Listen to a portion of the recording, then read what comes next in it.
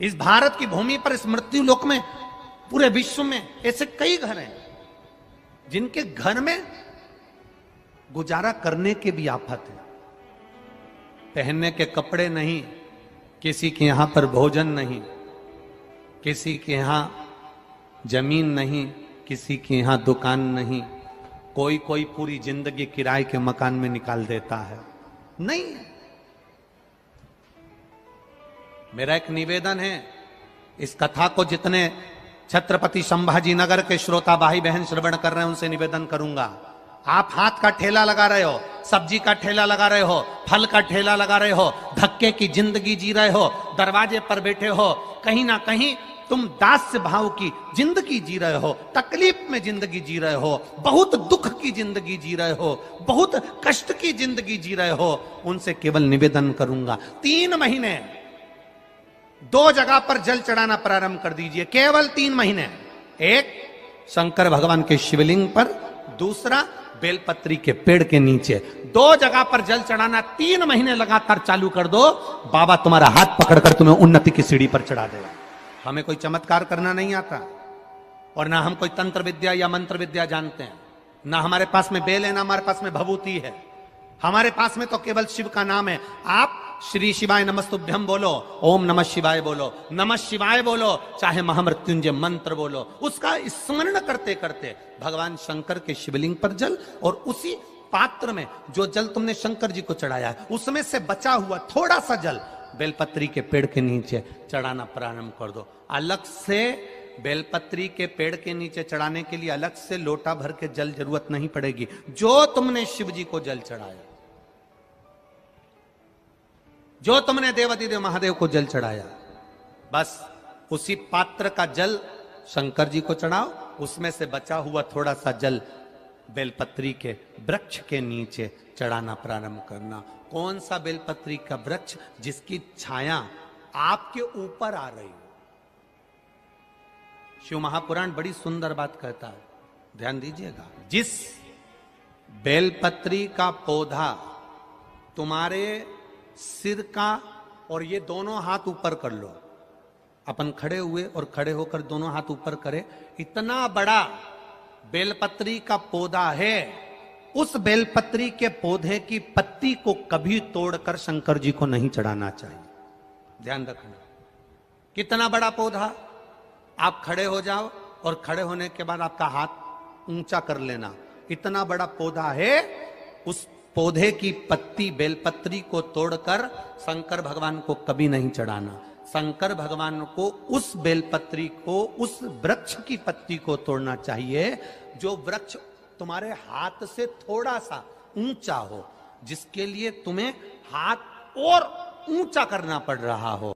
जैसे एक बच्चा अपनी मां की गोद में बैठने के लिए दोनों हाथों से उचकता है, आवाज लगाता है, उचकता है, आवाज लगाता है, हाथ ऊपर करता है, तो मां उस बच्चे को गोदी में ले लेती है। उसी तरह उस बेलपत्री के वृक्ष की पत्ती तोड़ना चाहिए जिसने थोड़ी उन्नति कर ली हो, जो थोड़ा ऊंचा हो गया हो। तुम उसको पाने का प्रयास करो तो भगवान भी तुम्हें अपनी गोदी में ले ले। ऐसे वृक्ष की पत्ती तोड़। अब तुम छोटा सा पौधा, बिल्कुल जरा सा पौधा, उसी की पत्ती तोड़कर महादेव को चढ़ाओगे, ये श्रेष्ठता नहीं।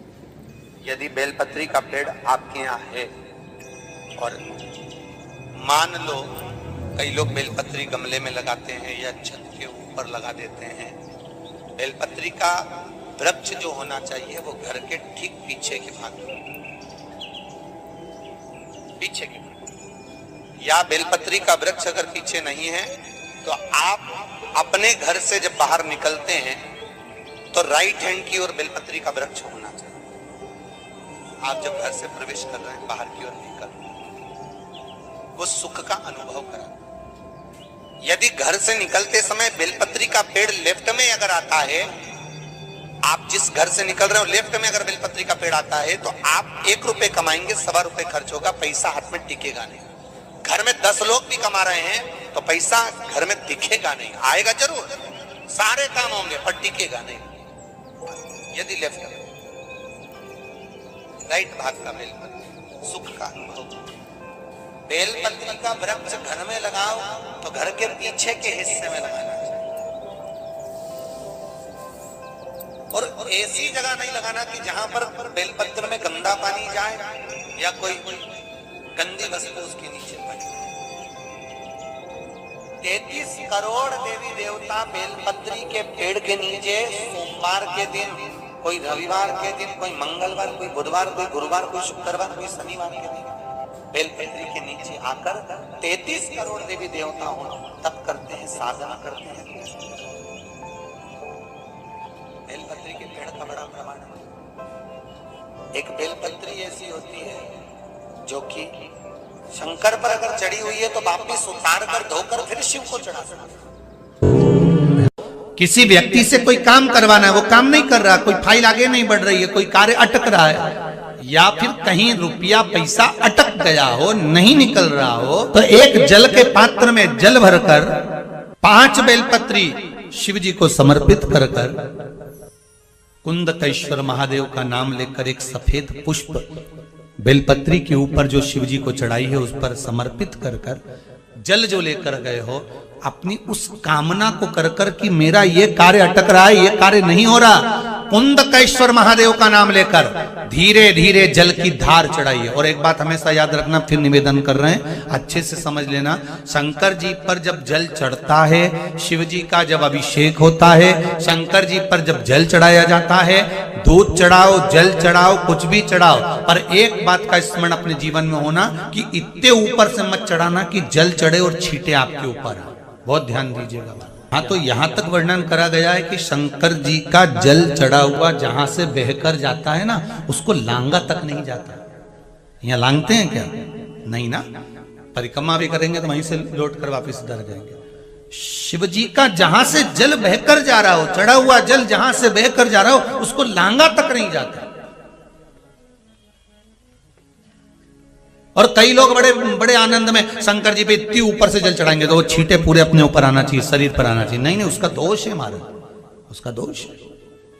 आप भगवान को अगर जल चढ़ाओ, दूध चढ़ाओ, तो मान लो अगर जैसे एक सरल भाषा में समझ लो और अच्छे से, कि जैसे ये शिवलिंग है शंकर जी का, ये शिवलिंग है, और आप जल चढ़ा रहे हो तो इतनी ऊपर से छोड़ोगे तो पानी का छींटा तो अपने ऊपर आएगा, पर वही जल, वही दूध, वही सामग्री आप शिवलिंग से थोड़ी सी दूरी बनाकर अगर आप समर्पित करेंगे तो बाबा उसको स्वीकार भी करता है और आनंद की अनुभूति भी होती है, कार्य में सिद्धता भी आती है, कार्य में उसकी सिद्धता भी होती है। अब तुम तो ऊपर से छोड़ रहे हो जिससे वो पानी तुम्हारे ऊपर ही आए, तो वो एक अलग प्रसंग है, बोलिए एक अलग विषय।